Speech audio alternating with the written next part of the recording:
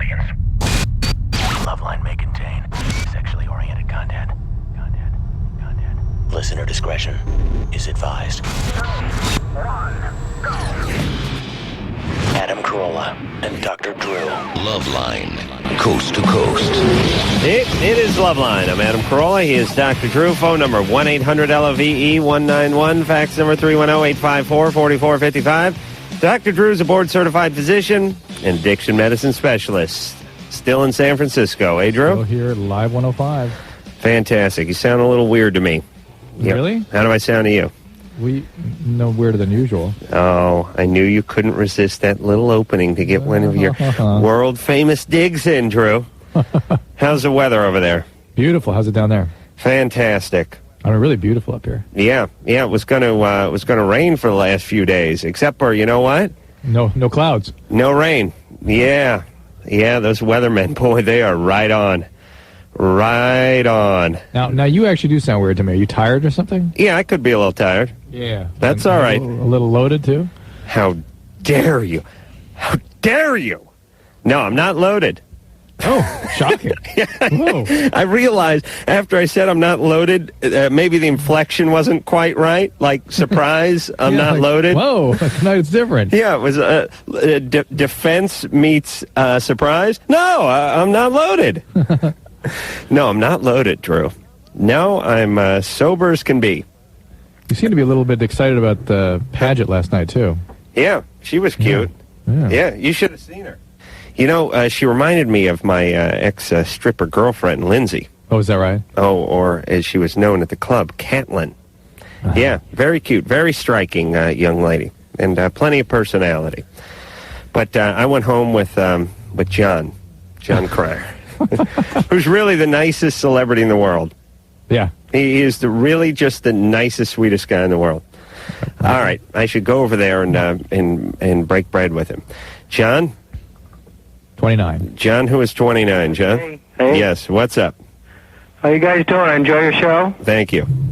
I just got a question, I guess. I've been going out with this girl, and probably, Adam, you can help me out, because I think you might have run into this situation a couple times yourself.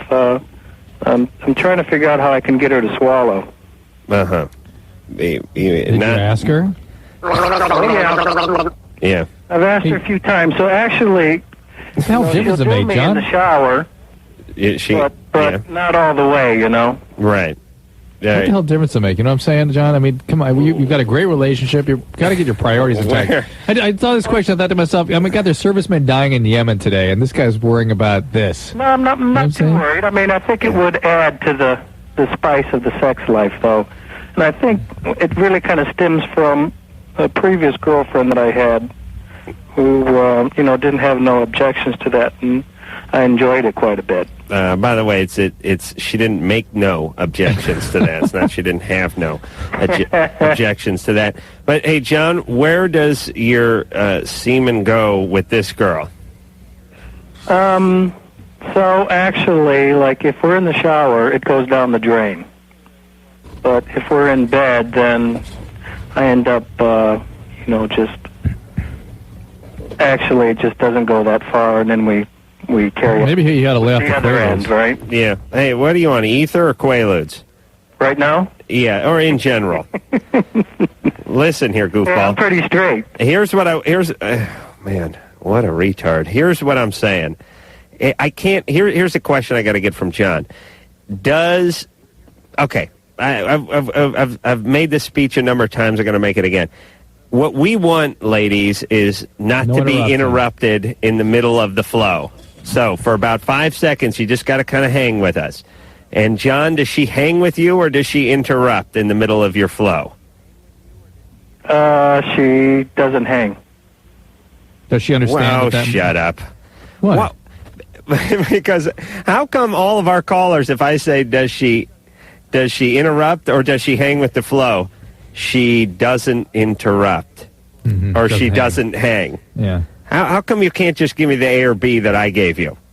Because then I have to process what you're saying. You know what I'm saying? It's you that said it. All right. What do you mean it's me that said it? Oh, that's what I mean.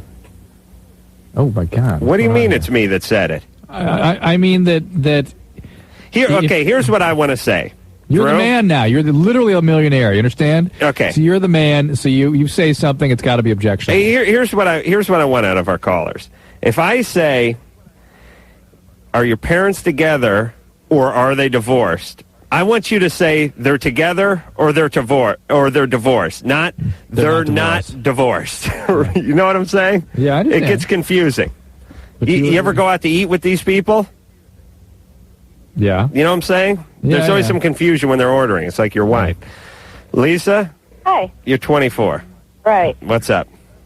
My question basically was like for either one of you guys. I have a boyfriend, and I have a best friend that like doesn't get along with him.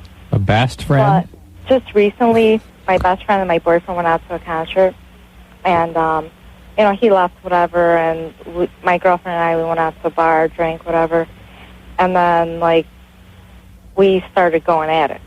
You and she? Right. Right. And it's like, I don't know why. Well, I guess I know why it happened, because maybe I wanted it to happen. But it's like, I don't know what to do. It's like, because she's getting mixed messages about the whole thing. And it's like, she wants to, but she doesn't, because, she's got her own problems where, she's out with a married man. Oh. Okay, so are you saying you like your best friend? Oh, yeah. You do? But you like her. Huh? Oh, would you shut up, Drew? I just said that. But I mean, she's answered as though to say, oh, yeah, it's my best friend. I like her. No, I think she means she's attracted to her best friend. Well, yeah, a little bit, but, if I wasn't, I would have never done anything, Right. Okay, so maybe you have feelings for her, and maybe you'd rather be with her than your boyfriend? No, I don't want to do that either, Why? Because it's like, I totally love him. You love him? Right. So much that you cheat on him. Oh, I knew that was going to happen. But Well, no, your actions just don't. Yeah, your actions just speak differently. They say something different about what you're feeling. Right.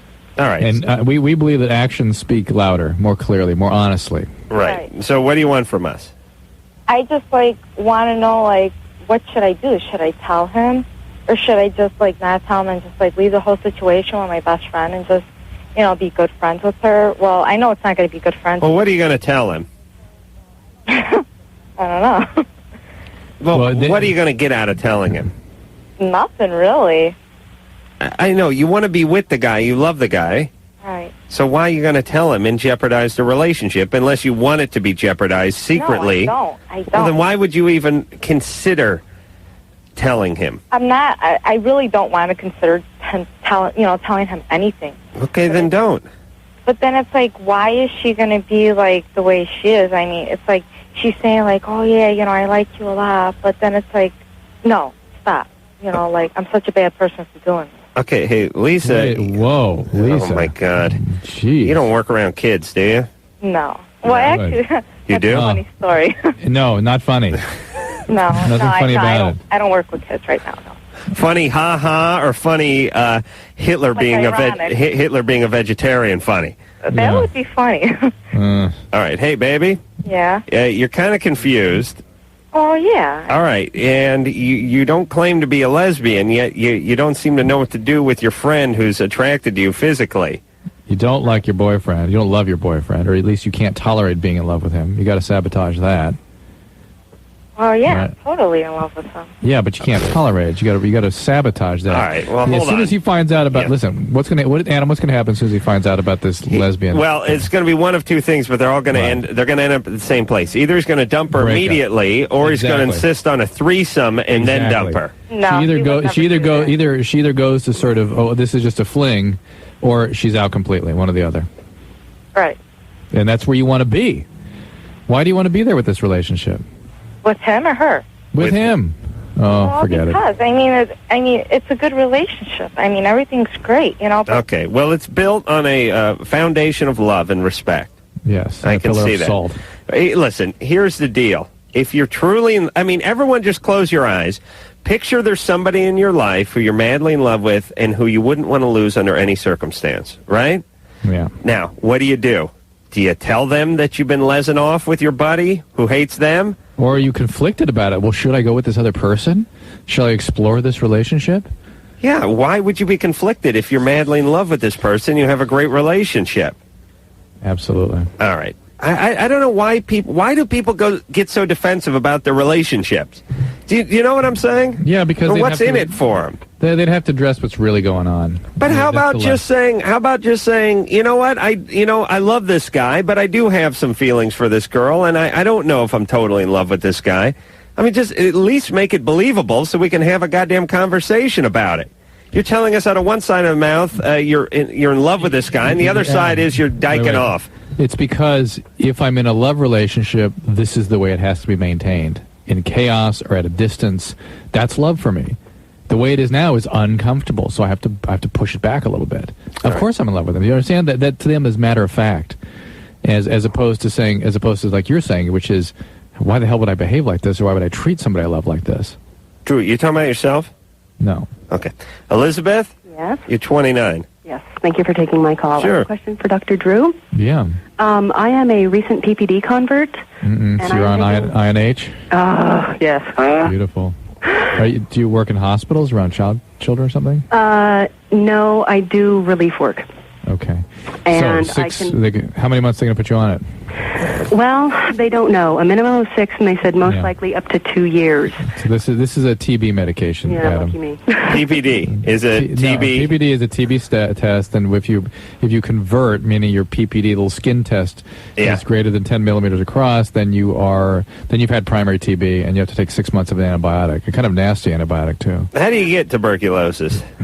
Usually you inhale it. You inhale people that are coughing it, and they're forming, or droplet formers sufficient to aerosolize with little tubercles.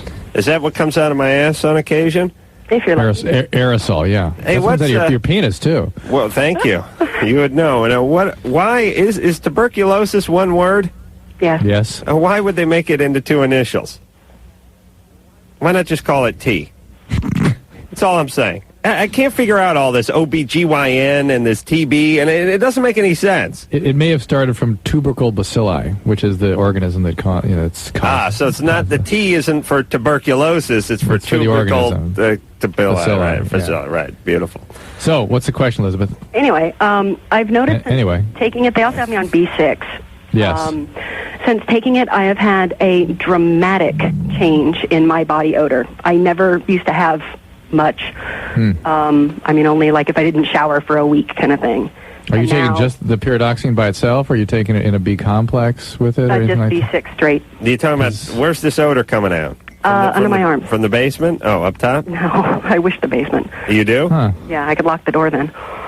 Nice, yeah. Just, yeah, if I'm going to have to be on this stuff for almost 2 years, it's like, hi, I stink. Yeah, you know what? When women stink, it's super funky.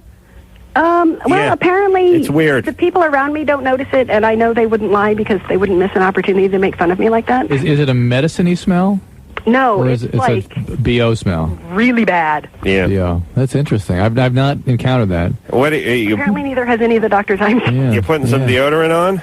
I have put on basically the napalm equivalent to deodorant, and it still doesn't help. Really? Yeah. Let me tell you a little something about... coming out of the shower. I'll tell you something about myself, Elizabeth. I'm a 110% guy who demands a lot out of life, and I also demand a lot out of my deodorant. Great. What kind do you use? It doesn't matter. Every time I see one of those goddamn commercials, I think to myself, when's the last time I really demanded something out of my deodorant? Well, and maybe I should. Take this medicine. And then I like when they do this. I like when they ask you to take the challenge. You send us your old deodorant. Use ours for 45 days. If you don't agree, it's like, oh, hold on. Let me grab a scratch pad. See if I can take my deodorant. I'll put it in a manila envelope, and I'll send it off to Battle Creek, Michigan. And then you guys send me your stuff, and there you go. I wonder if anyone ever takes them up on that stuff. All right. Yeah, put some deodorant on, take a shower, and don't wear polyester. I've realized this is why certain ethnicities, or I should say, what do I want to say here, Drew? You know how there's certain cultures smell a little more than other cultures, right? Yeah, certain people. Yeah, certain peoples, not peoples. Yeah, you know what it is? It's a lot of these dudes wear polyester a lot. A lot. And polyester. You put on go down to a thrift shop, get yourself a nice polyester, circa 1978 shirt, wear it around for a day, and then sniff your pits. See how you're doing. Speaking of trashing demographics, why is the Man Show on Wednesday now also? Is it on Wednesday? Yeah, Susan said she saw it last night and she wanted to commend you on some acupuncture hair growing skit or something. Oh, thank you. Familiar? Yeah, I do remember doing that bit. She said it was just funny. Oh, really? Well, God bless her. She's a genius, that woman, and she knows good TV because her two favorite shows are Falcon Crest. No, Silk Stockings. Silk Stockings. And the Man Show. No. What is her second? Elvira, the Teenage Witch, or something? No, it's like probably Will and Grace. Oh, no, it's Sex and the Cities. Sex in the City. Oh, well, I like that show, too. But what was the other show she liked a lot? Oh, about the little Femme Nikita. Oh, yeah. Oh, yeah, that was her show, too. Oh, yes. She's weaved that Femme Nikita chick into more than one fantasy. What is she doing now? She was up on the show about a year ago, right? The chick who's in La Femme Nikita? Yeah. I don't know, but I know she's nuts. And that Will and Grace, I don't think is as funny as everyone else thinks is. Or at least shouldn't have got the Emmy. It seems like a sitcom in a sitcom. Too many people, too smart, talking too fast, too sharp. You know what I mean? But that's what you expect from sitcoms now. I know, but it's like... That's as good as it gets. I just expect them to look at the... I don't know. All right, whatever. I like the Family Guy. All right. Go ahead, Jenny. You're 29. Hi, Adam and Drew. Hey, Jenny. Hi. Listen, I love your show a lot. I've been listening to it for a long time. Thank you. And I'll just get right to my question. I'm a lesbian who's been in a 10-year relationship, and I really want to break it off. And why? I want to see men. You want to see men? Yes, and I don't know how to tell my partner that I'm not in love with her anymore. Well, here's what you do. She's a full-blown lesbian. She's she's a butch one. No, not at all. She's not. Not at all. I was hoping she'd be butch because that way you could tell her, I want to see other men. But you have the ultimate out, which is you want to see a different breed. You know what I mean? Now, wait a minute. Now, Adam, when we encounter a heterosexual who's thinking about doing a same-sex experimentation, we usually say, is this just to sabotage something? And so I would ask the same question here. Well, okay. Yeah, is this relationship getting too close? Is it something too intense about it? 10 years, Drew. That's interesting, Drew, that you say that because I've been asking for certain changes in the relationship, and they haven't come. Seems like forever. The past few years, and all of a sudden, just recently, she's been trying to work on a few things. And it's more that I've been just completely exhausted in trying year after year, and now all of a sudden. Well, I will tell you that with the pattern the pattern that I see all the time, in my hospital program is the husband or wife pounding on their partner to stop drinking or stop smoking pot. They pound. Then the person comes in for treatment, and then the partner goes, "Well, I've had enough. I'm out." Just at the point at which the individual starts getting well. That's when the codependent goes, "I'm out." Is this an addict situation? No, it's not. No. Yeah, but I mean, are you the person? And I'll give oversimplify it, but you're the kind of person that buys a house, fixes it up, and once you're done and the paint's all dry and everything's done, you start looking for another house because there's nothing left to do here.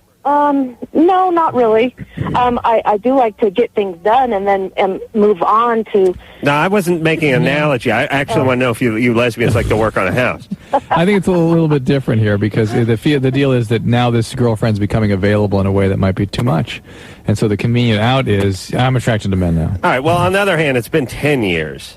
You know what I mean? It's been 10 years. I've put a lot into the relationship over the past few years. I even... I took her to Paris and asked her to make more of a commitment with me, a marriage, to buy a home together. For God's sake, we don't even live together. Oh. To share possessions and to have kind of a normal... Yeah. And maybe you are the chick in the relationship.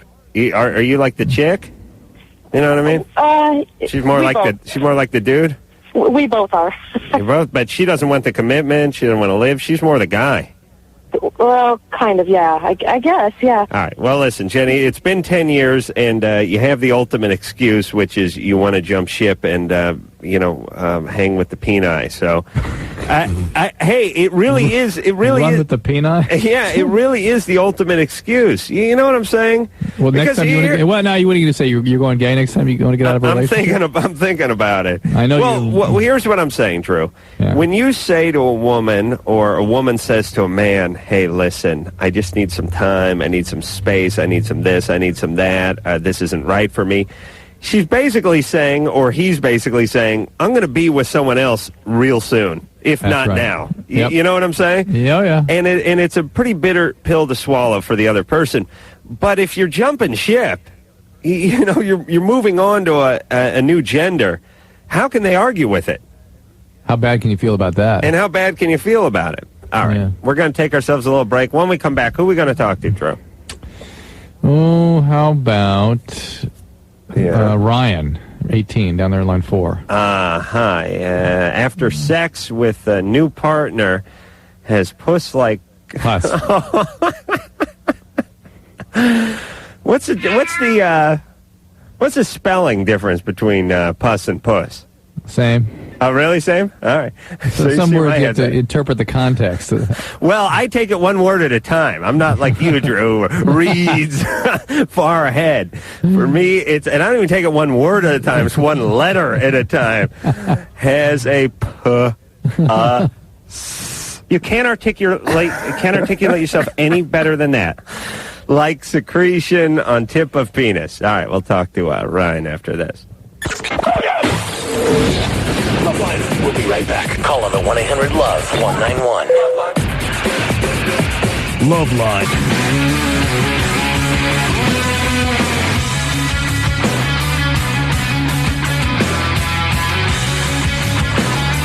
Yep, it is LoveLine. I'm Adam Carolla. He is Dr. Drew. Live 105, right, Drew? Live 105. Up in San Francisco. Beautiful Bay Area. And phone number 1-800-LOVE-191.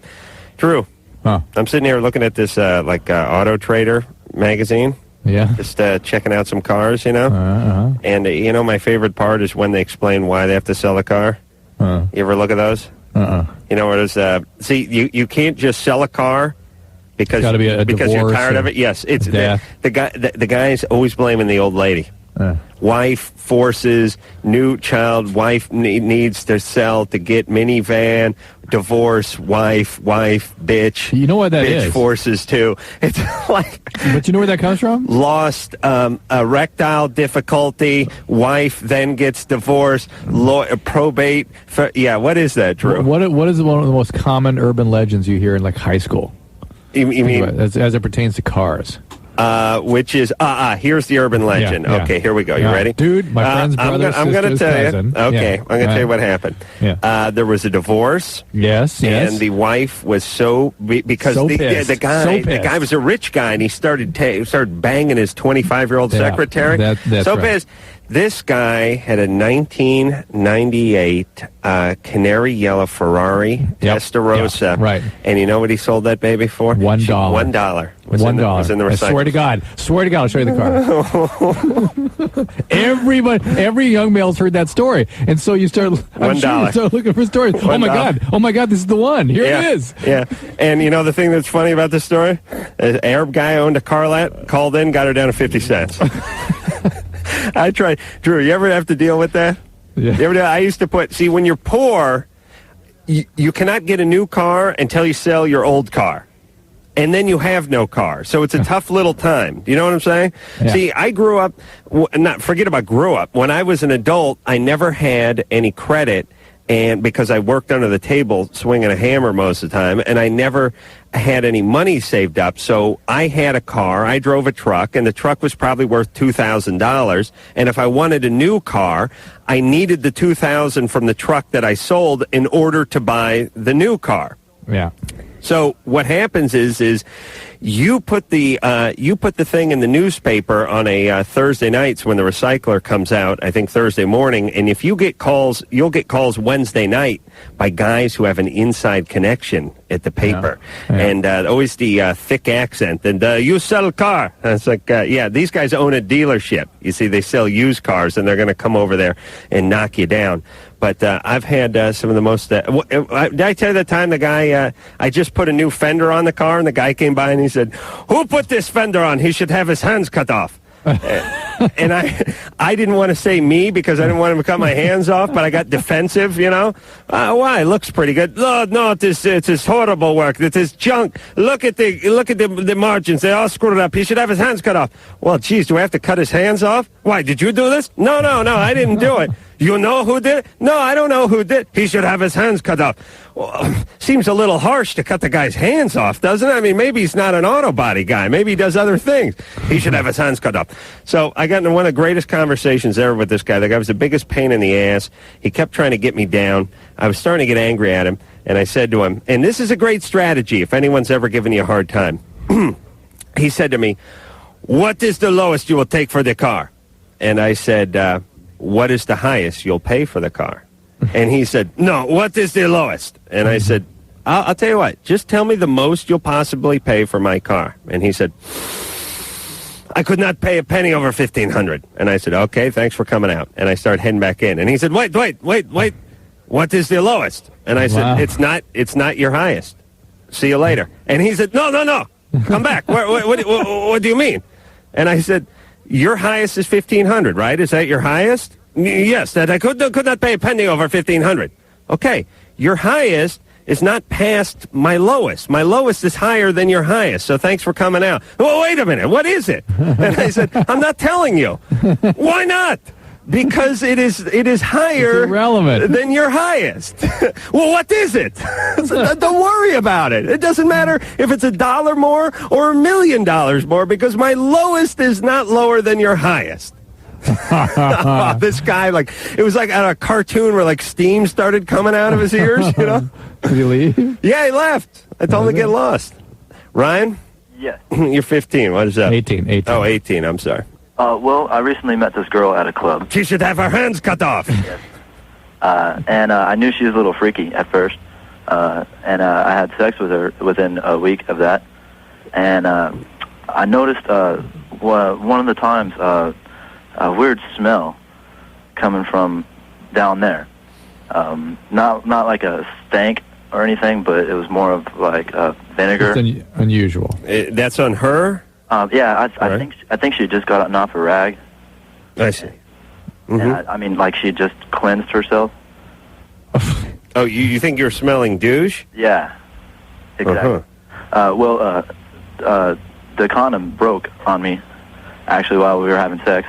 And about a week later, I noticed I had like a irritation when I was going to the bathroom. Mm-hmm. And well, I was wondering, I'm hoping it's some kind of bladder infection. No. No? Does that happen? No. Or? No. Well, you wouldn't get it, would you? No, you get an STD. So that's what that is. So Ryan, you got to go get checked out. That's chlamydia or gonorrhea or non-gonococcal urethritis, something like that. What kind of symptoms do they have for that? Hurts when you pee. Yeah. Is that do you have that? And maybe a little discharge sometimes. Sometimes. There you go. That's it. Buddy. You got it. You got it. Is that treatable? Very. Usually one dose. So they'll give you a shot and a pill, and that'll be it. I like when these guys diagnose themselves with the sort of best case scenario. Yeah, she gave me a bladder infection on my penis. Yeah, it turns out, you know why my balls hurt is because she had a headache. And she transferred her headache to my sack, you see? So I'm just going to put some aspirin up my ass, and I'll be fine, right, Doc? Why not? True. It's true. If in your 15 years you ever went, oh, yeah, sure. That's what it is. I've had fantasy answers. Oh, that's true. Maybe we'll see if we can work one of those up tonight. James? Yeah. You're 16? James at 16? What's up? Not much. You guys are great. Thank you. Yeah, I was wondering if you guys knew what a good antidepressant pill was. Life, baby. Like, what is a good Exercise. It depends on you, your symptoms, your age, your circumstances. I mean, there's a million different reasons that go into making that choice. What's going on? Nothing to do with you. Your doctor makes that choice. Okay. Well, see, my biological father, he left before I was born and everything. And then my stepdad, after that, he drank a lot and used to hit me all the time. Yeah. All right, well. And now my new stepdad now, I mean, we move like maybe 5 times a year. Wow. It's pretty crazy, and I haven't been able to sleep in like 2-3 weeks. Well, why do you move 5 times a year? His job varies. Really? Yeah. I got to tell you, if any time after the age of 10 my parents thought about moving, I would have told them just to keep going. I was already living with my friends 3-4 days a week. I would have just stayed. Well, actually, I couldn't imagine. I had a place to stay in Florida when they were moving, but they had asked the cops if they'd get in trouble for leaving me there, and they said yes, so they had to take me with them. These are wonderful, wonderful people. Oh, and they didn't say they left some kibble out for you in a bowl of water, and the cops still gave them a hard time, huh? Yeah, my parents let my brother stay in Florida, but they wouldn't let me. Oh, my God. Well, how old's your brother? 17. Yeah. How many brothers do you have? I have 3 brothers. That's great. Oh, my God. Kids. Imagine the rap sheet these guys are going to put together before their work is over.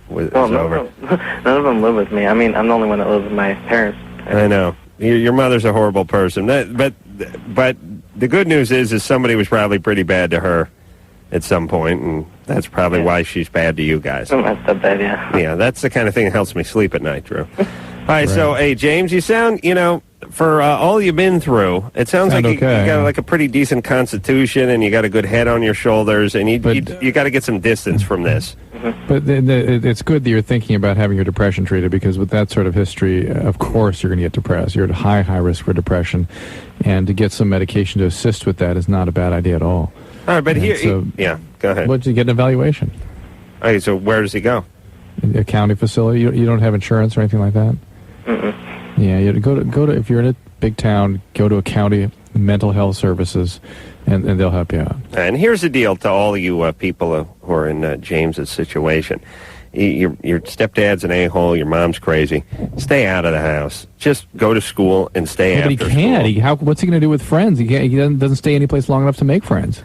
Well, you just go to school and you sign up for all those clubs. Drew, weren't you in all those clubs at school? Yeah. What were you? Speech and debate? You name it, I do it. Sports, anything. Young homos? What else were you in? Future homos? I can't remember what they called it back then. Madrinas Escuderos, the Spanish club. The Magical Singers. Chess club? Were you in the chess club? No. But you were in the singing, you were in the drama department, right? Yeah, I did all that stuff, yeah. You did the sports, right? Yeah. Senior class president? Yeah. Really? Now, what about before that? What about before class president? What do you mean? I mean, were you, when you're in your junior year, were you treasurer or something? I think I did some class. It all kicked in around junior year is when I found those kinds of activities the solution to my depression. And you were trying to sort of pad your record so you could go to college? That too. Was that it? Do you need that? Yes. Do you need like a brag sheet? Oh, yes. Where they want to see you involved with stuff? It's more than just grades, right? Absolutely. Really? No idea. Jessica? Yeah, hi. You're 13. What's up, Pumpkin? Okay, well, I was wondering, do girls' voices, also change, during puberty and stuff? A little bit. Why do you ask? Well, because I was at a volleyball game, and I was, shouting, I got the ball, and my voice just, totally cracked. Oh, yeah. And, ever since, it's, not been the same. It's hella deep. It's hella deep? Honey, let me ask you a question. Do you sound like Brenda Vaccaro? Do I sound like what? She doesn't know who that is. I'm just screwing with her because she said hella deep. What? Hella Deep was Drew's porn name for a while. Oh, really? It's a Helen Deep, actually, but shortened it. I don't notice women's voice changing. Although if you talk to a woman and you talk to a girl, they do sound a little different. Although not on this show. And there can be some cracking, but I think more likely you might have sort of irritated your cords, and that's why there's kind of chorus and cracking still now. It's been 3 months since that happened. Okay, you can get nodes on your cord too. You might want to see an ENT doctor. She's fine. Are you playing on the team? Yeah. Do you wear those tight pants and stuff? No. No? Yeah. What do you guys wear? We just wear jeans. It's a school I team. see. Yeah. You just wear jeans on the volleyball team? Yeah. And what do the girls on the softball team wear? A parka and boots? Or We don't have one. I see. Sorry, baby. And I was wondering, No. you know when you play the music at the beginning and or the end of the show, or like the beginning, like before you guys come back on? Yeah. When Anderson plays that, yeah. Yes. Yeah, can you play Nirvana for once? Mm-hmm. Okay. Starting tonight, baby. All right, cool. Just for you. I hate our callers, I really do. You're on the girls' volleyball team? Yeah. What do you wear? Like, what's your uniform? Wear tight uniform? Jeans? Oh, really? Yeah. So. Okay. All right. Oh, I see. Oh, yeah, because I know denim's pretty big in a lot of athletic. I know. We all saw that in the Olympics, of course. Oh, yes. Every from the beach to the ones who played it on the hard courts. A lot of denim. Except for the one wearing down. Jamie? Yeah. You're 19. Yes. Okay, here's the deal. I dated this guy like on and off for the past 2 years, and like all of a sudden he stopped calling me. And we saw his number, like it was long distance to call him. We saw his number on the phone bill over and over, and I found out that my sister is dating him. How old is she? She's 16. Ooh. Yeah, and her friends told me that she's like sleeping with him, and he's 24. So. Oh boy, did your parents know? Yeah, I told my parents about it, and Good. you know, they talked to her about it, and she like throws these screaming, crying fits and says she's in love with him and whatever, you know. And so, I mean, I don't know what to do at this point because it's like they want to trust her and they let her go do stuff still with her friends, but she's sneaking off to see him, you know. Okay, let me get this straight. You're both living at home. Yeah. And you found via the phone records that this number was still being called, and it wasn't you who was calling it. Yeah. And he lives where? He lives about an hour away from us. So it's not that far that he can't see her. They've been seeing each other, right? Yeah. And you've dated him for 2 years, but you weren't boyfriend and girlfriend? Well, it was kind of on and off, and he was a very strange guy, so I kind of broke things off for a while, and then we ended up, you know, kind of hanging out again. And he's 24 now? Uh-huh. What do you mean strange? What do you do? Well, like, when we first started dating, he hit me and stuff, and then, so I broke things off, and then he was like, oh, I changed totally, and, you know, it ended up being different. Sure. But, So let's see. Both sisters. Oh, there we go. Both sisters are overwhelmingly attracted to the abusive alcoholic.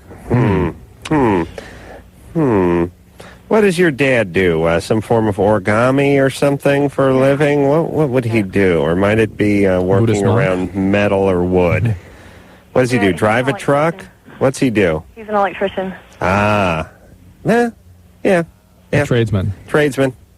But, I mean, like... Who'd he beat on? Did he beat on you guys or just your mom? Not at all. Well, he's my stepdad. Oh, what happened with your biological dad? No. He's out of the picture. At what age did he leave? I guess I was like 5. And that's when he was beating on mom? No, he wasn't, but he was like an alcoholic, and my mother's very religious, and so she divorced him. You sure there wasn't a little bit of aggression in the home? I'm not sure. I mean... Why don't you check that history out with mom? I bet that's there. But, I mean, I don't know what to do about my sister thing. Oh, okay. Confront her about it. It's just, like, horrible. Okay, well, yeah, it's a good question. If this guy's 24, he's a criminal. Yeah. And by the way, he was nailing you when you were underage, too, right? Yep. Well, no, actually, I was 17, so... That's underage. Oh, well, in Texas, it's legal, I guess, now. Really? Okay. Yeah. All right. What, 16? 17? Huh? 17. 17's legal. Okay. So what if you talk to him? You think you could do that? I did, and it was like, he said, oh, well, we're just friends and we talk on the phone, blah, blah, blah, you know? And, I mean, just a bunch of bullcrap lines. Well, listen, to me, he's even worse if he's just chatting away with a 16-year-old. Oh, I know. You know what I'm saying? I mean, even if he's telling the truth, it's even more severe.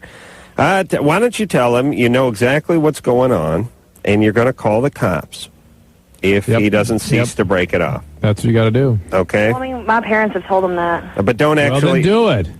Don't actually call the cops, though, please. Why? Oh, because I want them to do the part of life that has to do with crime and not the part that has to do with breaking up bad relationships. So the East Police will come. You understand? The East Police. I really do. I want to... Can't we deputize those worthless meter maids to do something? What about those a-holes? They got a car.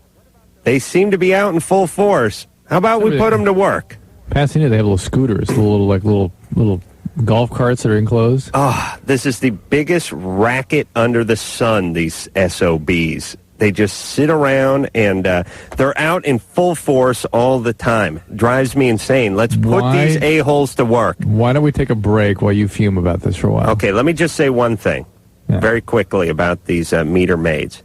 You pussies known as meter maids. You guys complain a lot about doing your job and all the crap you get.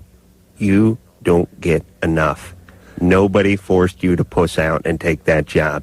You took the easy way out. Well, now, wait a minute. Maybe that's You're part weak of the service they have to cowards. render. What? Weak cowards. Maybe they have to. Oh, they have to do what? Have to become a meter maid? No, as part of the sort of evolution in their career. Oh, You know what I they mean? work themselves from meter maid to cop? They're all in their 50s and 600 pounds. Where are they going?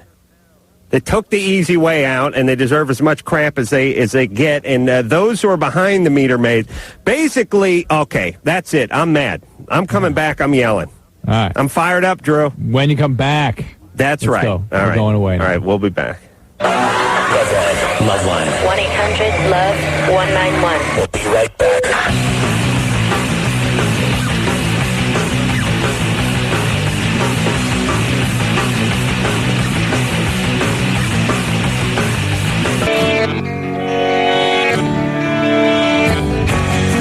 It is Loveline. I'm Adam Carolla. That is Dr. Drew over there at the Fabulous Live 105 in San Francisco. Phone number 1-800-LOVE-191. And in fact, Adam, Sean's been helping me out here at Live 105, and he came up to me during the break and went, Adam, in real life, does he go on those rants like that all the time? And I immediately flashed on the various plane rides I've been on with you, and how each of them starts, with a big drama at the ticket counter. Yeah. Like you're some kind of drama queen. And you get in the seat, and I of course want to settle in and read, and you want to talk. And if I don't have like eye contact with you, or at least full attention, I get an extra 20 minutes of tongue lashing and diatribe about God knows what. So now I'm paying attention, and I told him, I said, look, it's ongoing. It's usually about the seat belts, the destroying and tampering with the smoke detector. It's the something that happened at the ticket booth. It's something wrong with how the ticket's printed. Right. Okay. Yes. So 20 minutes, and all of a sudden I realized it stopped. You're ranting for about 20 minutes, and it suddenly stops. And I look over, and you've got your lovely eye shades on, your tongue's hanging out, you're snoring. Thank you. That's the only thing that stops my rant. And you want to know, the reality is, in my head, I'm ranting now. I'm asleep and having the same conversation. Yes, when I travel with Drew insists on doing Scantron tests. I work. I read. I do something. Do you realize, first off, how dare you get something done while I'm getting drunk? Do you realize what a slap in the face it is? I know how you behave. No, you know what it's like? A terrible affront. It's flattery, I tell you. It's like I'm smoking and you're exercising. Do you realize how badly it makes me feel? There's nothing worse than seeing somebody get something done while you're getting drunk and doing nothing. But listen, you have something important to say. Yes, I do. Everyone listen to me. Everyone listen to me. There you go. All right. I don't know, Drew. No one listens. I'm done. I'm the only talk radio show host in the world that frequently gets the comment, could you stop talking so much? Billy D. Williams was telling me I love talking. Our program director tells me quit talking so much. It's the most. I never thought in a million years I'd be in a position where I was a co-host of a nationally syndicated talk show, and the big beef was too much talking.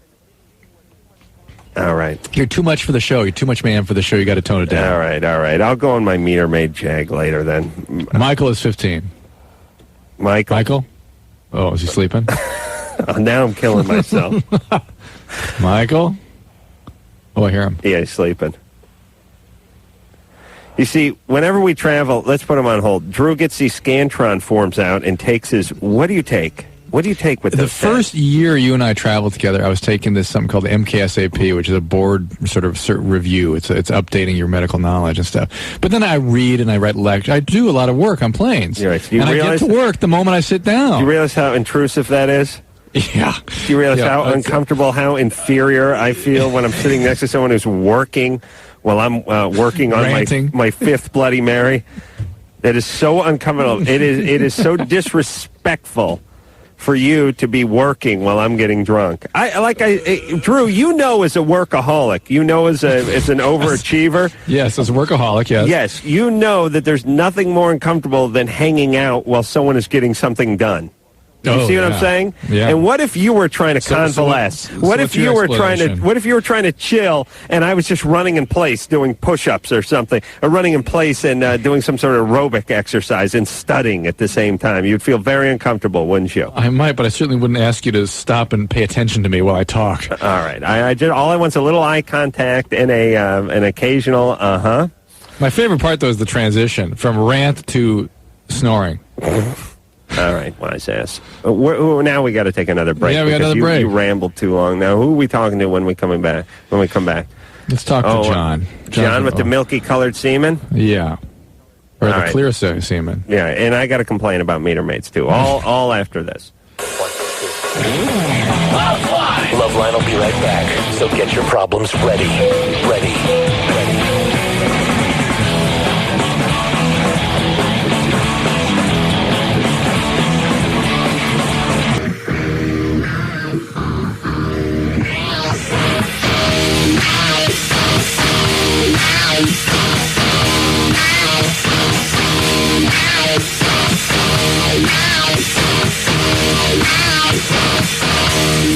I'm Ace Carolla, and Dr. Drew's keeping the Bay Area warm.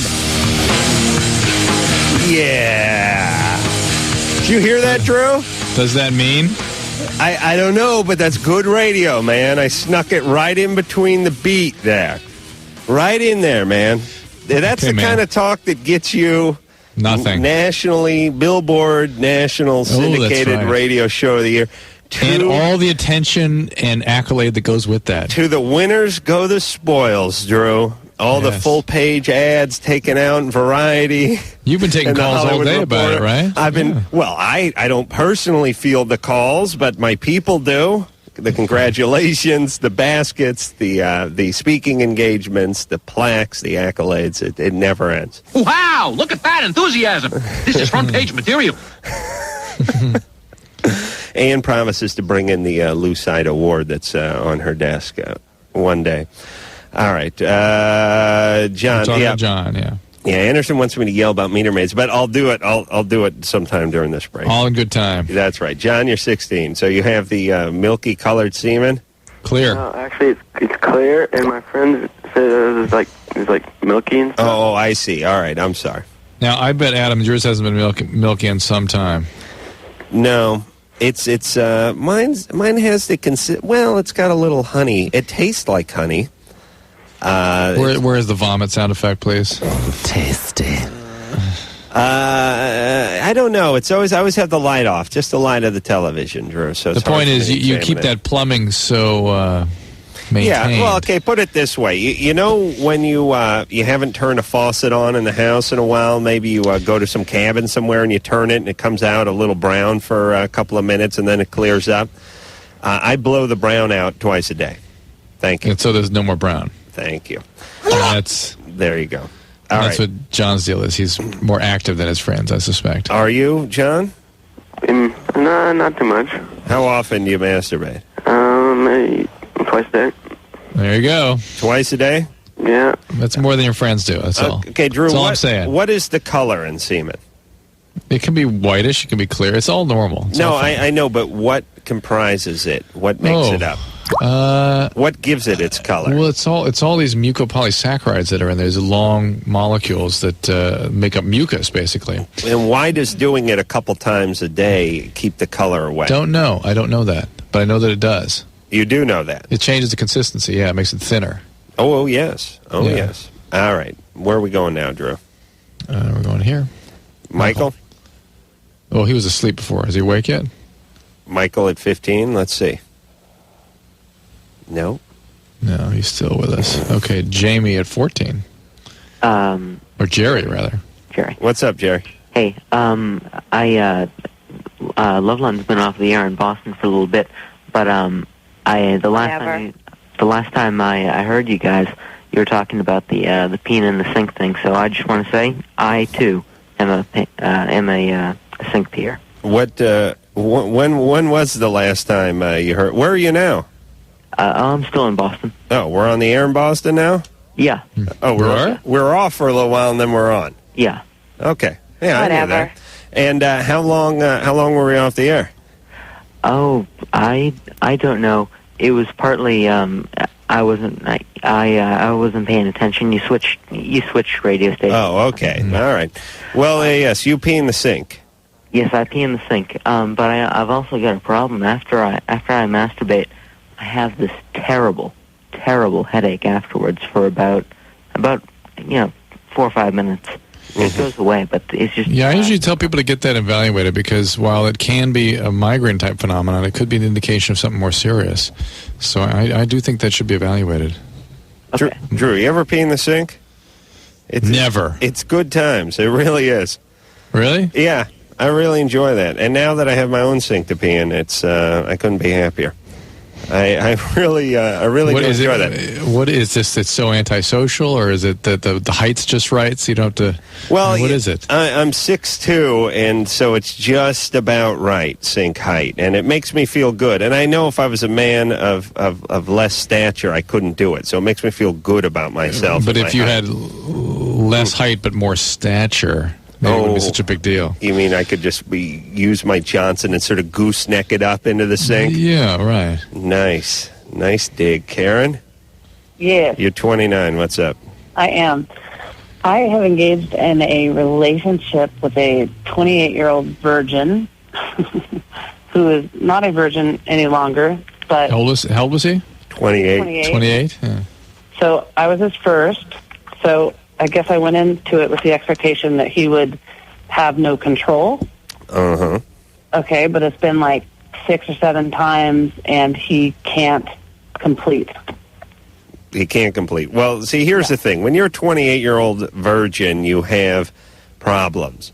Now, whether that's going to be not being able to control yourself and having an orgasm too quick or not being able to have one at all, they all fall under the heading of problem. Do you know what I'm saying? I'm with you. And you would assume it'd be the other, the former, Sure. but it could be any problem. I mean, do you agree with that, Drew? Absolutely. I mean, it means something. And he's got some energy about his sexuality, and therefore that often translates into problems in the sack. Why was he, when you say the sack, you mean the bed, not the scrotum, Yes, right? Yes. And why was he a virgin to 28? I think he was just shy. No. Really? No.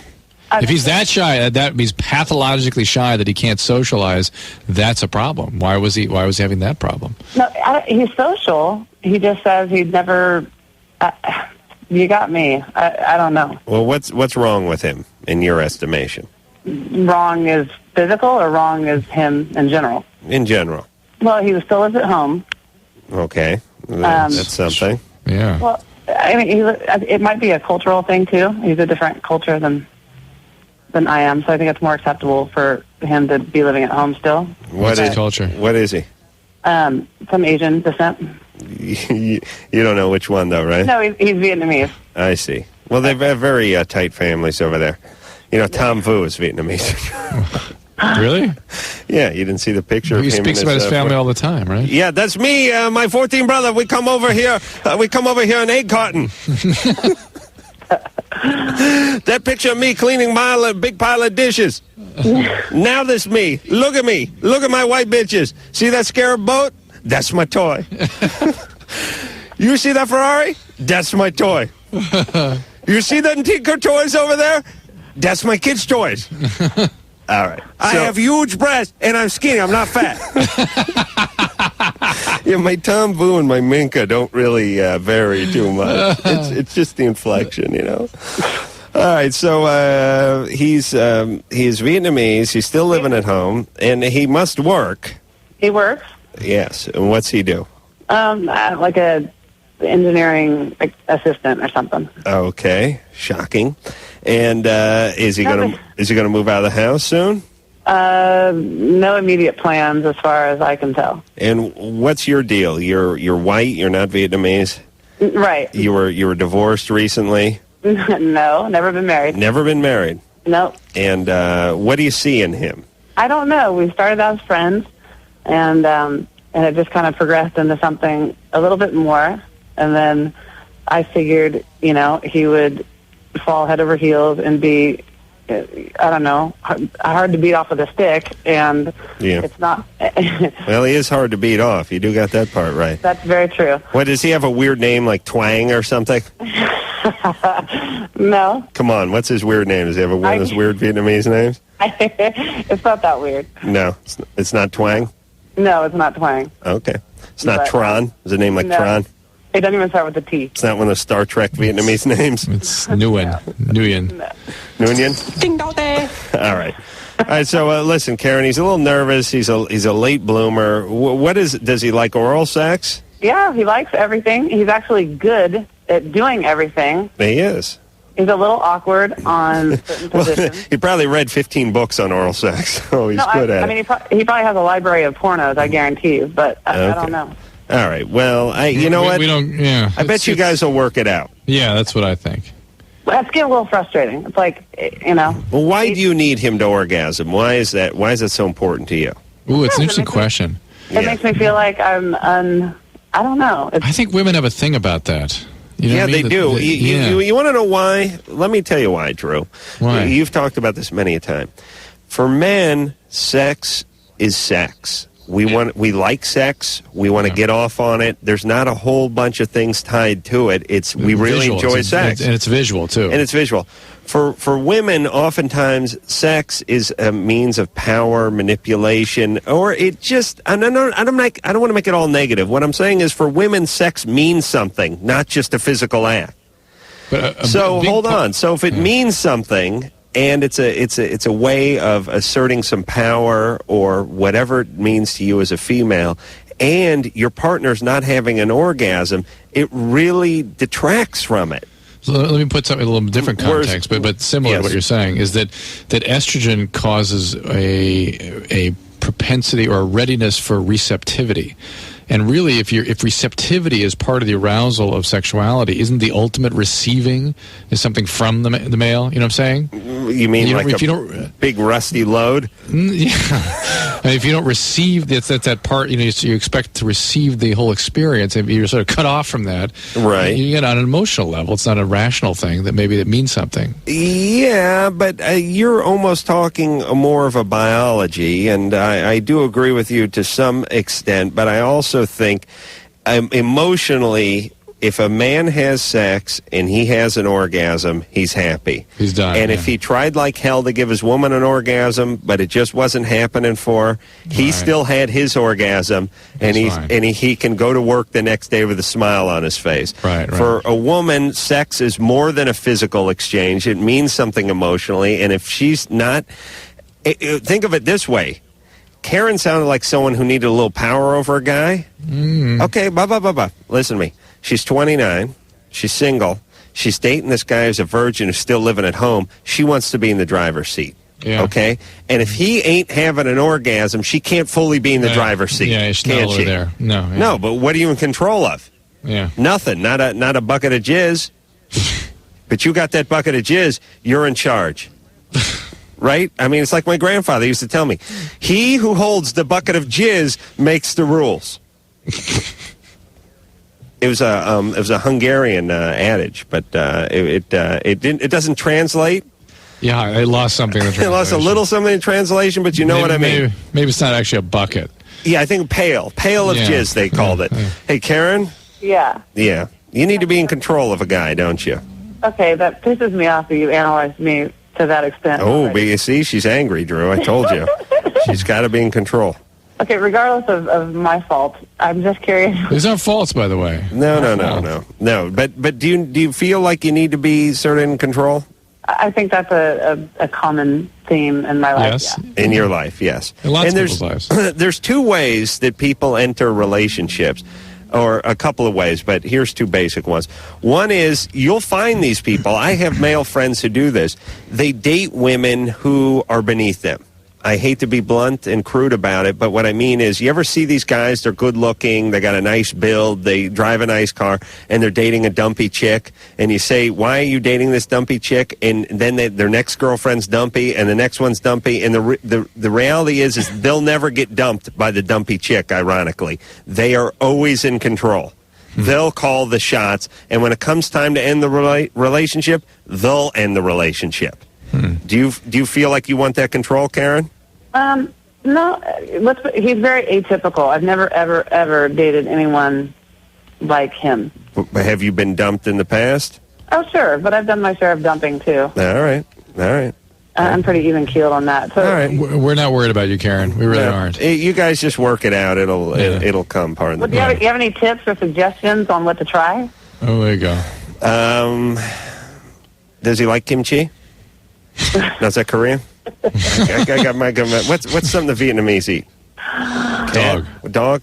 Listen, hey, Karen. Listen, just you guys just maybe give him a glass of wine or something. Try to mellow him out a little bit. Maybe he's one of these guys into sort of alternative practices. Yeah, why don't you slip in one of his movies? Why don't you put in one? Huh? We've done that. We've kind of watched a little bit. Yeah. And he gets excited. It's not about not being excited. Why don't you see if you can get him to finish himself off while you're in the room? That's already been done. And he can do that? Yeah. Oh, hold on. I'm closing my eyes. I picture a little Vietnamese guy going at it. Million miles an hour. He's 6'2". Ooh. But still, his hand moves faster than like a white guy's hand would move, right? Sure. Yeah, that's pretty quick. But why can't you? Can you try to reproduce what you see him doing for himself? I can't.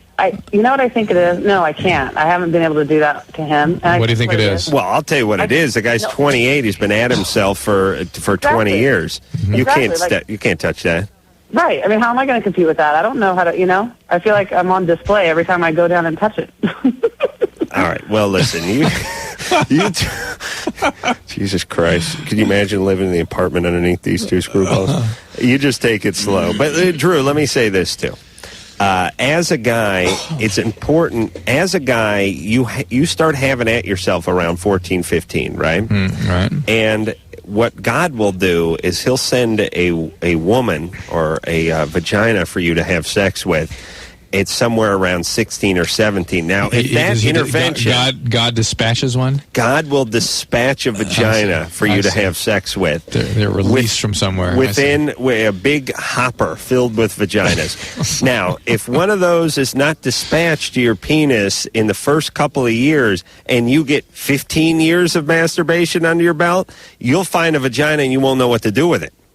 And that's what's happened to our young friend, Quan. All right. Where are we going now, Drew? We're going to Justin. Justin, 18. You're 18. What's going on? Hey, I'm having kind of some sexual problems with my girlfriend, and it's not the first time it's happened. And it's basically the major problem is I've got a really large genitalia, and I just want to know when it usually stops growing. 21. What are you measuring in it? No, don't even gratify him with that. Why do you? Then you're going to give him a bunch of grief for calling about it. I will not. How dare you? Oh, it's like 10. Really? Yeah. Whatever. 10. That is huge. Yeah, I mean, it was, cool for a while, but now it's like my girlfriend's, she's like, she won't take it. Now, does everyone at school know about your Big Johnson? They do now. Well, I guess they do now, yeah. As word gets around a little bit? Yeah, well, Justin's not my real name. Anyway. Is your girlfriend there? Yeah, but I mean, when I was in high school, we knew the guys with the big dorks. Oh, they were the dorks. Well, I guess, right? Yeah, my buddy Zeb had a huge one. A couple girls. He was a real idiot. He was a Jewish dork. No, he wasn't Jewish. He was just a geek. Yeah, but he had a big schlong. It was great. I am the big boy. God has a way of sort of evening things out. All right, so Justin, you can't stop it from growing, right? Well, how long does it grow for? Well, 21, listen, 21. But hold on a second. Between 18 and 21, you'll be lucky to get, or unlucky to get another, 3/16 of an inch out of it. Yeah. It's So not for Adam, that'd be a big deal, but for you, proportionally, won't make any difference. That's 1/3 of my penis. Yeah, you'll never know, right? So it's pretty much done. It should be done. Yes. Okay. And what about Drew? What about penises and feet? Because a lot of guys' foot stop growing in like the 11th grade or something. Do you know what I mean? Like, where do your feet stop earlier than your peckerwood? I would say yes. I beg your pardon? Peckerwood? We allowed to use that term? Anderson says yes. All right, let's hop on another call here. Who do you want to talk let's to? See if Michael's up yet. No, he's not. Michael? You're right. Yeah, he's still sleeping. Jesus Christ. Mike? Hello? You're 19. What's going on? Well, I did something which I never really do that much.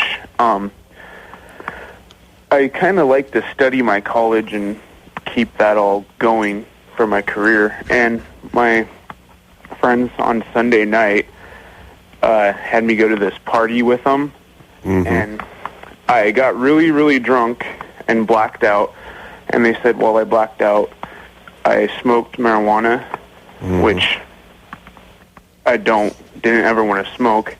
Yeah. And while I blacked out, I can't remember anything. That's my first question: is if I will remember anything. No. And that's it. That's why it's a blackout. My eyes, ever since Sunday, have been completely red, and I don't know why. Were you heaving? They said I threw up a lot. But all right. Well, that's probably why. Could be or maybe, you get allergic conjunctivitis or something, or maybe you scratch your corneas when you were sleeping with your eyes open. Could be some of the semen that may have gotten in there when your buddy's all whacked off on you. It's quite possible. It happened to me once. Well, that's the usual cause. Yeah. It's kind of a little hick town, so. Yeah, that's what happens. That kind of thing never happens in places like that. You pass out with your buddies, and that's it, dead meat. That's what I love. With women, woman passes out there, they call the paramedics, right? Get her some water. It's great. It's like you're with a bunch of chicks, and the chicks are all partying, and one of the chicks has too much to drink and blacks out, or just passes out, just starts heaving and passes out. And it's like, get some aspirin, make some coffee, get her some water. Now, when a guy passes out, what is it? Get the duct tape and the Marks a Lot. We're going to town on this MFR. I cannot tell you what I've done to my friends and what has been done to me after passing out, but it's like you're fair game. Fair game. Come on. Well, listen, everybody I know has drawn the huge penis on the back or the front of the person. You get the indelible marker and you start in on them. I mean, they are a blank canvas when they pass out, and you're a Picasso. You just sit there, you hold your thumb out. Drew, whatever happened to that thing? Hey, there you go. What happened to artists holding their thumb out? You take your arm and you lock it out in front of you, and you put your one thumb up like you're hitchhiking, and you put it right in front of you. Close one eye. And you close one eye, and you go, And you stick your tongue out the side of your mouth. Yes. And if you had like a mustache, you would try to move it a little bit by wiggling your upper lip. Oh, yes. Perfect. And then you grab the Marks a Lot, and he's starting with the goatee and the mustache, and then the big eyebrows, and then the big keloid pirate scar down the cheek, and then eventually gets to the I'm gay written on the back, and the huge penis, and we duct tape a guy. Oh, listen, forget about our friend, guys we didn't know. We duct tape a guy to a chair at a party and just put a bunch of cigarette butts in his mouth. And the guy could have been dead the guy could have died 3 hours earlier. We wouldn't have known. We just duct tape him to the chair. But I'm trying to think. One time my buddy Chris passed out along the Tijuana border in a full sprint, by the way. He was running full speed and passed out. If you go across the Tijuana border, there's an overway. There's like a passway that goes over the highway. Yeah. We were playing Rat Patrol, I think, while we were running back to our car on the San Diego side, and he just passed out. And while he was running? Yeah, passed out while he was running. It's like a cartoon where he was like mid-stride and just keeled over. Yeah, this was Chris. So we all turned around and looked, and he was just face down on the concrete, So we walked over there and we said, "Hey, get up," and he wouldn't move. And so I think Snake kicked him in the nuts, and it was like he didn't react. So it was like, "Oh man, he's passed down." All right. So we got him onto my back somehow, and the guy's 210 pounds, and I sort of dragged him back to the car, and we stuffed him in the back of the car. Did you think maybe something was wrong with him? Maybe he was dead, or? He seemed like he was breathing and stuff. And we threw him in the back of the car, And you're training by that point. Yeah, we started to go back to the hotel in San Diego where we had 5 guys staying in one small room in San Diego. And he woke up when he was in the back of the car, though. And you know what he said? I'll never forget this. There was this Uncle Ben's converted rice commercial that was running at the time that took place on a riverboat. And he woke up in the back of this Toyota Celica, and he was completely passed out, to the point where we were kicking him and stuffed him into the back of a 2-door car, and he still never moved or never woke up. And all of a sudden, out of the back of the car, we hear him go, Captain, we can't feed them boys sticky rice. So Chris he was awake again, but then he passed out again right before we got to the hotel, and I had to carry him up the stairs. And the point is this will just illustrate how guys are. I threw him on my shoulder, I carried him up a flight of stairs, and I threw him onto this bed. There was 2 single beds in this hotel room, and they're both high off the ground, like 3 feet off the ground.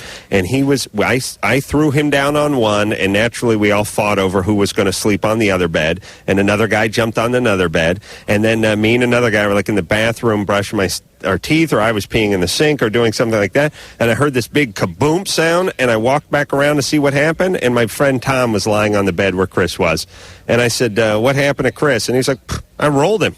He just rolled him off the side of the bed and into that little gutter between the side of the bed and the wall. And he was like sleeping on his arm. Like he would have had to cut the thing off in the morning because he wasn't circulating. I was like, I thought Chris was on the bed. Oh, what's he going to know? So he was just like on his belly, like he got dropped from a building and wedged in the side of this bed. God. Yeah, and then a couple hours he woke up again and another fight started. But that's how guys treat guys who pass out. And that was considered a loving act, by the way. It's not like we left him on the border. We actually picked him up and dragged him back to San Diego. Right, you're very, very caring, very thoughtful. Thank you. All right, that's why I'm his brother, man. We got to take ourselves a little break. When we come back, who we got to talk to, Drew? Let's talk to Steve, who's 19, has a rash on the inside of his thighs. No, that's no good. Well, look at the other ones. Michael's asleep, 9-week pregnant with heartbeat. Once in a while you can hear the baby's heartbeat. We just talked to Mike about his alcohol blackout, and then a 15-year-old whose ex-girlfriend is completely obsessed. I'd rather talk to him. All right, Tyler, 15. All right, and then my meter maid rant. That's right, after this. LoveLine. 1-800-LOVE-191. Back in a minute. LoveLine 94.7 NRK. We'll be right back.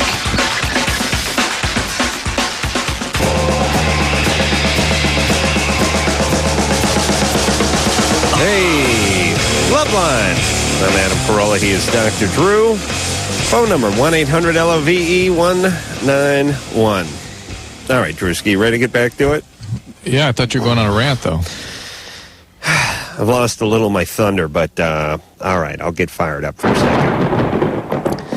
Basically, it has to do with meter maids, but it's the entire sort of policing and transportation that goes on. And this is mostly Los Angeles. I can't compare other cities to Los Angeles. But I know in Los Angeles the deal is there's no such thing as public transportation, so they got you by the Wavos. And basically what they do, because they have you in a stranglehold, and they know there's no other way you can get around but by automobile, they ring you for every effing nickel you're worth in this city. And I don't mind meter maids doing a job. There's a job to do. Sure, if there's a car that's blocking traffic, it needs to be towed. And if some guy decides to leave his car for 3 days and something that's earmarked for 1 hour, he deserves a ticket. But it goes past that and starts borders on harassment many times. I've gotten tickets and yelled to move my car when I've parked in a thing that said no parking 10 to noon for street cleaning, and I was there at 11:30 after the street cleaner went by and had the guy write me a ticket. That is sheer harassment. And here's all I'm saying. Why do we not have a shortage of meter maids? You know, they're always talking about a shortage of cops. Whenever we talk about police work in this city, it's always, we don't have enough manpower, there's not enough guys on the streets. Where's the goddamn shortage of meter maids? These are the guys that create revenue, though. Yeah, you know why there's no shortage of them? Because you pay them $40,000 a year and they bring in $4 million a year.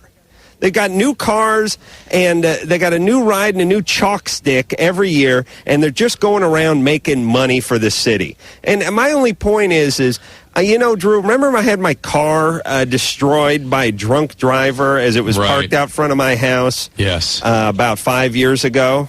Yes. And I contact the city from time to time. And you know what their answer to me is? There's nothing we can do, and we don't have any way of keeping any record of whether we received the money. I went to court with this SOB, and he's supposed to pay the court.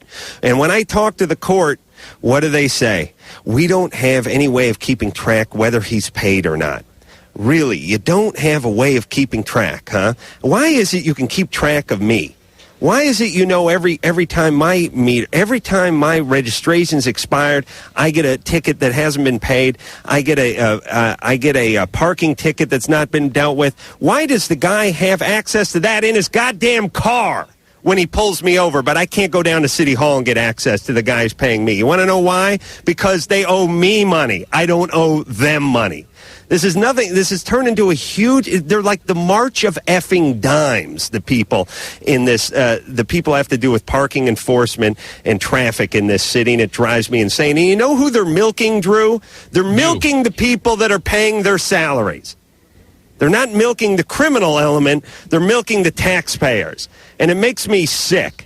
I suggest a revolution, and I would say that these meter maids deserve as much crap as you can possibly deal out to them, because after all, they were the pussies who chose this weak profession. They chose to take the easy way out. They chose to make an easy buck, and they deserve as much crap as they can get. And by the way, this thing about them already starting to write the ticket, next time they do that, tell them just to write void on the ticket, because they can do that. This is a huge business, and furthermore, it's past a business. It is now a racket with these guys, and it drives me insane. And I wish that we would, if we're going to have this huge force out on the streets, and when I say on the streets, I don't mean when it's light outside. I mean day and night. I mean the weekends and the wee hours of the morning. I see these SOBs driving down the hill at 2 in the morning after driving up the hill and giving everyone a ticket. Let's at least give these guys a gun and a badge and put them to work. Not enough cops. Not enough cops, my ass. Why are you guys sitting around waiting by stop signs to give people tickets? Not enough for what? Pussies, get to work. And you know what you do? You do what we tell you to do, not what you feel like doing. You want more money? Good. We'll pay you a little more money and you can have your money, but don't ring society trying to get a couple extra bucks for yourself. Drives me insane. All these parking tickets. You know something? We should be ashamed of ourselves out here in Los Angeles. In New York, they got real cops. They stand around and do nothing. Real cops. They watch people jaywalk. You know how many tickets they write in New York for jaywalking each year? It's like 5. And here they write like 500,000. And there's a new arrow on every corner, so we can all sit there at an arrow and one more opportunity to get a ticket. This town's turned into one big moving violation. You guys stop crime and stop worrying about people that are driving so much. What's that, Drew? Go ahead. Your friends from Culver PD are probably going to stop by tonight, I suspect. I got nothing against cops who are out stopping crime, and I know it's their superiors and the and the politicians that are ultimately behind this. But here's what I want our police force doing: stopping crime, not writing tickets. Please. How dare all of you? And especially this ticky-tack BS, where you didn't come to a complete stop on a red when there was no traffic as far as the eye could see. What danger are you in that point? You're raising money. I got a ticket in Burbank for jaywalking when I was inside the lines. Wrote me a ticket over there because the light had been flashing when I stepped off the curb. How dare you? Burbank's the worst place in the United States for this. Bunch of cowards over there on a big fundraising tour. Whatever happened to the policeman's ball? Remember the policeman's ball? That's how you guys raise money. You sell raffle tickets. You don't harass the public. Didn't you have to appear in court with that one? Yes, I had to. Didn't you have to apologize for the judge after going off about him? No, I did not. I had. What was you said about him? Okay. Shooting heroin and you? What was that? Okay, let me. What was you said about him? What are you talking about? The judge. I did not apologize to those. How did you describe the judge? I cannot remember how I described the judge when I got a ticket in that dump known as Burbank for jaywalking, but let me tell you this. I had to take 2 days off work. Thank God I don't work. But if I had worked, I would have taken 2 days off work to go fight a ticket. Here's my point. I want to sue Burbank. Where's my money? Where's my 2 days? What about my time? Candy asses. Where's my compensation? What's the deal? I win the ticket, I don't pay. You know what I mean? What kind of victory is that?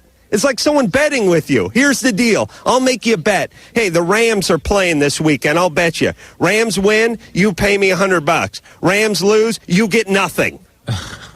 Wow, you really made out like a bandit, didn't you? What about me? Where's my compensation? I was written an erroneous ticket for doing nothing. And I have to spend 2 afternoons going down to the court to fight it. And I win. What do I win? Nothing. Where's my compensation? Get to work. Stop crime. Don't stand around and bust people for crossing the street. How dare you? Meter maids. Kiss my ass. All right. Thank you. Thank you very much. Stop crime. Do you understand? Don't save people from themselves. Stop crime. Here we go. Tyler's 15. Hey, Adam, I feel you, man. I feel you, Adam. Yes.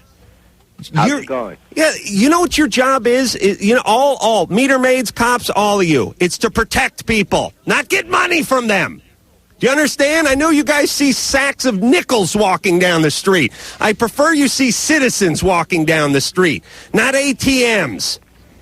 Tyler. Have a ball. Have a policeman's ball and sell tickets. Do not rape the public for money. That is not your job. Your job is to protect, not rape. Jesus Christ, and especially Burbank. I don't give a rat's ass who hears me over there. You know it. I'm sorry. Go ahead, Tyler. Settle down. Dumb. All right. I have this ex-girlfriend for about 6 months, and she hasn't gone over me yet. And her friends are like, I'm pretty close to her friends. I know them pretty good. And hasn't gone over you? Gotten over her. Okay. All right. How long were you going out with her?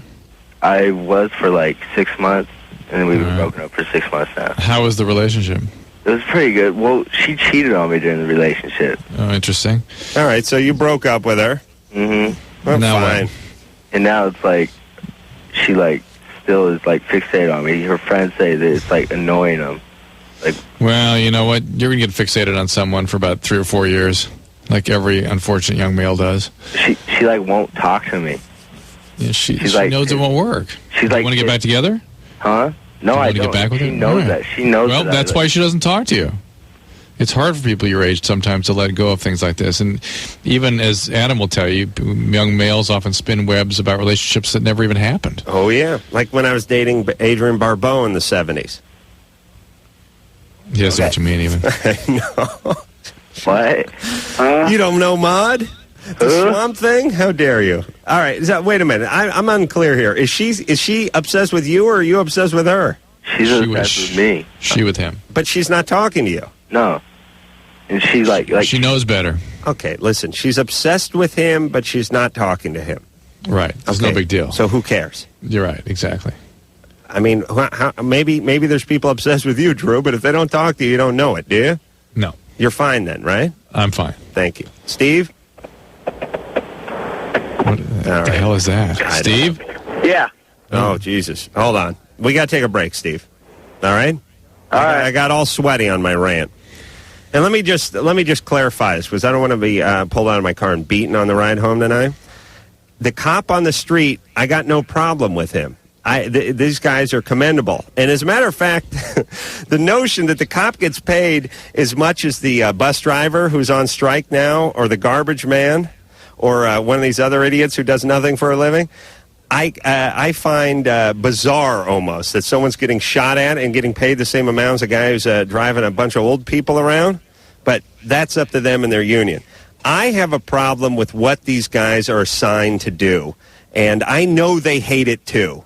As a cop, growing up watching Starsky and Hutch and Beretta and all those good shows, and there you are sitting around Burbank waiting to bust some guy who's crossing, heading over to the mall. You know what I mean? The chicken ass detail. That's got to be bothering. That's got to be bothersome. And I'm asking that we get these guys off that detail. I'm not asking that they break rank and do what they want to do. I understand they're put on that detail. I want to get them off that detail. What do you think that would take, Drew? Do you know what I'm saying? Yeah. Where's our say in this? Can't we tell the cops what we want them to do? Yeah. Why do they get to do what they want to do? Who's paying for them? All right, Drew, you have very strong opinions about this, I can tell. We'll take a little break. We'll be back. Hello, this is your radio. LoveLine will be right back. LoveLine on 94.7 NRK is coming back, Jimmy.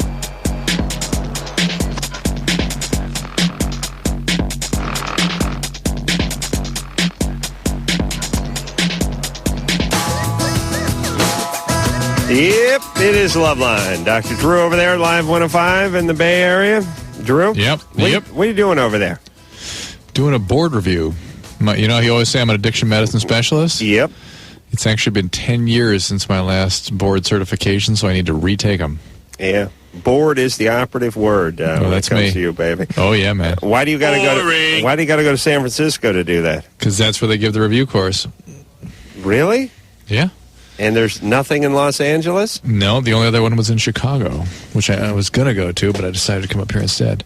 Why does that sound so bizarre to me?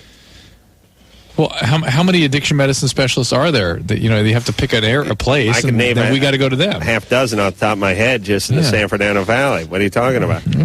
I don't know how. I mean, is it that exclusive a club? Do you know what I'm saying? I mean, there's many colleges out here. There's no recertification for addiction medicine? No. Addiction medicine? No? No. It's the California Society of Addiction Medicine, which is up here. All right. And the American Society of Addiction Medicine gave the other one there in Chicago. So what do you got to do? You a little nervous? I bet you're doing some studying, aren't you, buddy? Yep. You love it, too. You I love like to study. I do. You are such a geek.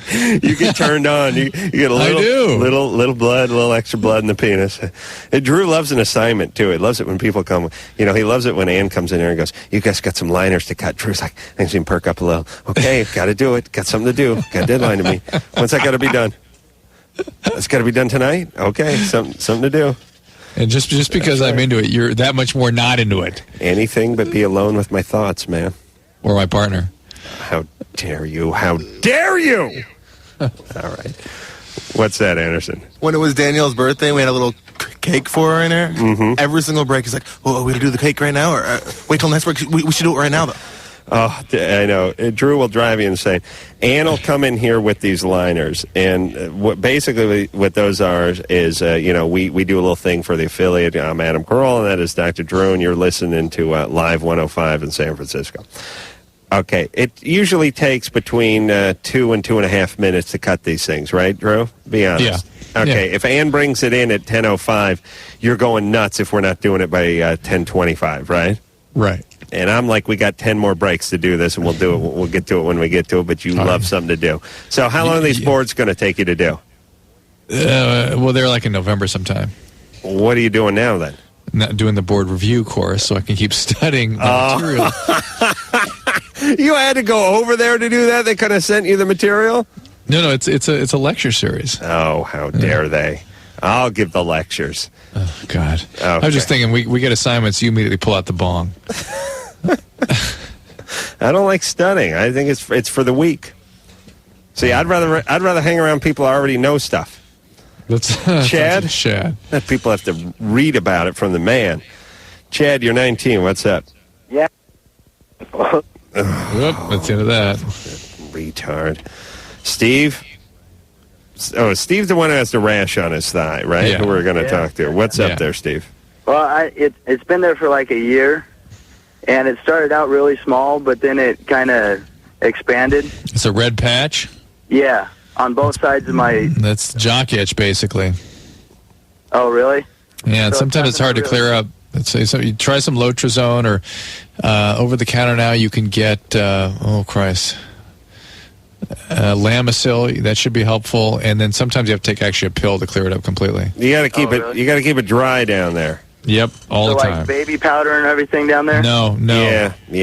Dry. Like take a hair dryer out and like dry it, bone dry. bone dry. I rented that last week. And what are you supposed to do, though? You're out all day. You bring a hairdryer with you, plug it into your cigarette lighter? I mean, do the best you can to keep it dry, that's all. Well, what's wrong with some talc powder down there? It could irritate the skin still. And he should be wearing boxers, not briefs, right? Yeah. All right. All right, loose-fitting clothes, not those that's true, for tight sure. designer jeans Drew likes to wear. Andrea? Yes. You're 19. What's up? Yeah, I was wondering, like, for so long, like, well, not long, but when I was with my boyfriend, we would have sex, and I would never have an orgasm. And then one time when we were having sex, I touched my clitoris, and I had an orgasm. And now that's the only way I can have one. And I was wondering, is this normal, or yes, can I actually have one without having to touch it? I mean, hey, Andrea, how lazy are you exactly? You can't reach down and touch your clitoris? I'm sorry, what? What's wrong? I'm just saying, how lazy are you? No. I mean, how many calories does it take for you to reach down and press your button a little bit? Oh, my God. I mean, so just, it works for you, fine. Listen, I wish I could. I wish I could jack off using telepathy, but well, what are you going to do? I got to burn 5 or 6 calories, and I used to be more than that, but now it's up, down, and then halfway up, and I'm done. You know what I'm saying, Drew? Proud of you. Oh yeah, you've mastered it. Yeah, I got my own boards to study for down here in the Southland. All right, let's take a little break. What do you say? All right.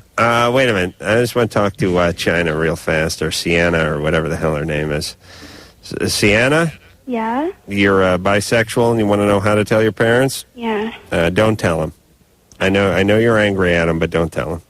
Just give them a little time. The 15-year-old that wants to announce this to their parents has got some other agenda going on. They'll be more upset later in life when you tell them. All right. Okay. Let a little interest build up, and then drop the bomb. Is your dad drink? Is he abusive, or is he a born again Christian? He doesn't really drink. Well, yeah, he drinks, but not like get drunk and like. Yeah, but he's a bad guy. I don't really like him. Okay. Yeah, no kidding. Payback time, right?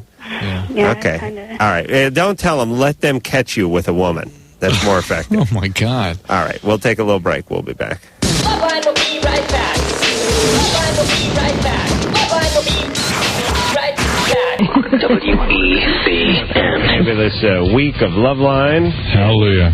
Drew, when are you coming back from Frisco? Saturday. All right. So I'll be there Sunday. Is your lovely wife with you? She is. Oh, good times. It is good times. Good times. And what about the kids? They're not with us.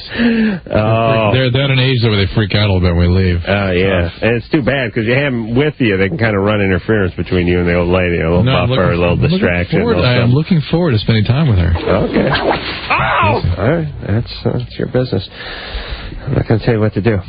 All right, we'll take ourselves an extended break. Oh, and it's well-deserved, too. And we'll be back next week with another fantabulous show. So until next time, it's Adam Carolla for Dr. Drew saying mahalo. She should have her hands cut off. This has been LoveLine. The opinions expressed on this show are not necessarily those of the staff, management, sponsors, or this station. The producer for LoveLine is Ann Wilkins Ingle. LoveLine is a presentation of Westwood One Entertainment.